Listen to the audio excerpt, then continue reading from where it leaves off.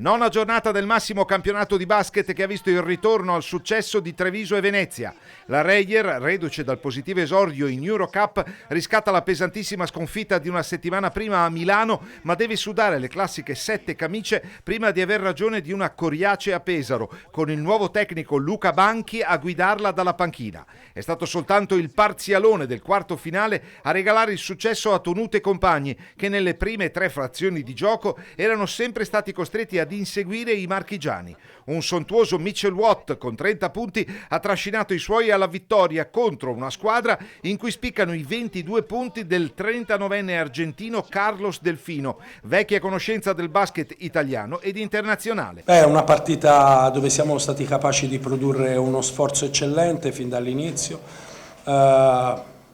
anche con un buon livello di qualità di gioco, sfruttando le opportunità che ci siamo costruiti di fronte all'emergenza di dover gestire una situazione falli veramente grave, di grandissima pesantezza. Abbiamo cercato comunque di rimanere nella partita, purtroppo l'ultimo periodo non siamo praticamente riusciti ad utilizzare i nostri giocatori che appena entrati si sono visti fischiare immediatamente il quinto fallo con un metro oggettivamente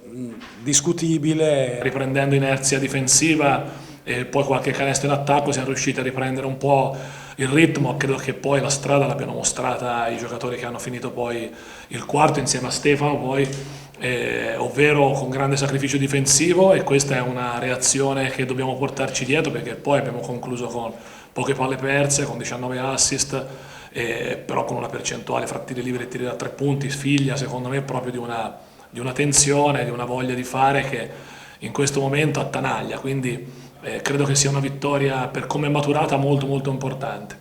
Bene, dicevamo anche la NutriBullet Treviso di Minetti, che dopo aver espugnato il parquet di Atene si ripete alla BLM Group Arena di Trento contro i padroni di casa protagonisti di una disastrosa settimana. Bene infine anche Allianz Trieste, che travolge i malcapitati piemontesi del Tortona, neopromossi, rimanendo in classifica nel quartetto di quarte a quota 6 punti.